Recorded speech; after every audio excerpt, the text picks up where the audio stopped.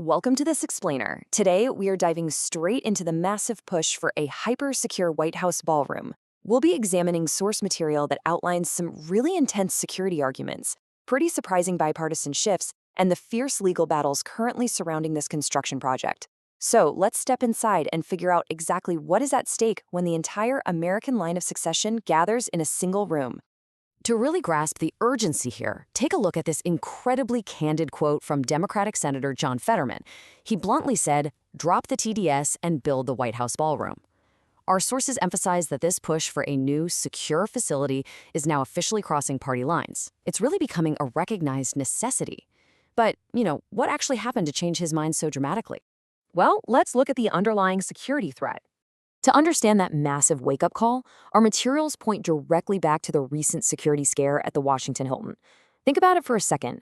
Hosting top-tier leadership at off-site commercial hotels. It fundamentally leaves the line of succession exposed.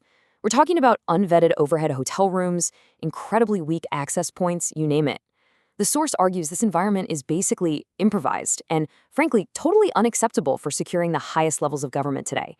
Let's actually break down how that specific event unfolded, because our materials analyze this evacuation timeline, and wow, it is tense. At 0 seconds, the chaos kicks off. It then takes 10 full seconds for the Secret Service to physically flank the president, and it takes 20 seconds to actually evacuate him from the room. Now, 20 seconds might not sound like much right now, but in a live, active threat scenario, that is an absolute eternity. So you have to ask, why did it take that long? The answer actually comes straight from the former president himself. In a 60 Minutes interview, he revealed that he actively delayed the Secret Service protocol so he could assess the threat himself. He literally told his detail to wait a minute. This is such a perfect example of how chaotic and unhardened off-site environment gets when strict security protocols suddenly clash with basic human instinct. And that brings us to how this issue is crossing party lines. It's really fascinating to see how Senator Fetterman completely reevaluated the whole situation after being caught in that lockdown firsthand. He came out and publicly acknowledged the absolute logistical nightmare of trying to safely move the entire line of succession through a sprawling hotel. He basically admitted the nation was just incredibly lucky to avoid a full-blown catastrophe. And ultimately, he fully endorsed building a hardened underground facility right there at the White House. And this sentiment is absolutely echoing across the aisle. House Speaker Mike Johnson firmly defends the project as a critical national security necessity. He pointed out that it'll sit on the most secure compound in the world, completely free of unvetted hotel rooms above it. Our sources make the case that leadership from both parties is finally recognizing this isn't some architectural vanity project. It's literally about the sheer survival and continuity of the U.S. government. Okay, so what exactly is this ballroom solution? What does this fix actually look like? Well, the blueprints detailed in our sources show some heavy-duty physical upgrades. We are talking 7-inch thick, bullet-resistant glass. That's practically a transparent brick wall. Plus, comprehensive anti-drone mesh and massive secure doors. Because it would be effectively underground with highly controlled ingress and egress, the Secret Service could lock down the entire environment instantly. And here's a detail that really blew my mind. You might think this is a brand new idea, right? Actually, no. The military and Secret Service have apparently been begging for a dedicated, hyper-secure ballroom on White House grounds for 150 years. Security professionals have always known off-site events were a massive risk, but it seems today's incredibly complex threat landscape has finally pushed that risk past the breaking point. To solidify the administration's stance on this, White House Press Secretary Caroline Leavitt emphasized one very simple point. Leaders absolutely must be able to gather freely and safely without the constant, looming fear of political violence. It really hammers home that the administration views this as an absolutely essential operational upgrade. Now, our sources take a brief detour to discuss Project Vault Minerals. So, pausing the ballroom discussion for just a second, the materials actually tie this kind of physical security directly to a much broader push for strategic security. Enter Project Vault. This is a proposed $12 billion strategic minerals reserve. The overall goal, to actively stockpile essential resources so the U.S. can remain totally independent from hostile foreign powers.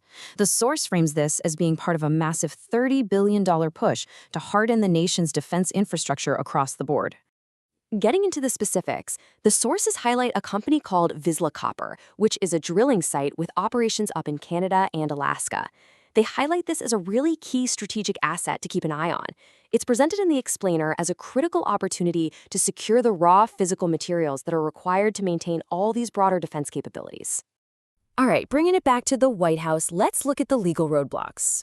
Because despite all these intense security arguments, the ballroom construction is effectively stalled out right now. Our sources point to a newly issued memo from Acting Attorney General Todd Blanche, who is officially demanding an end to the lawsuits that are blocking construction.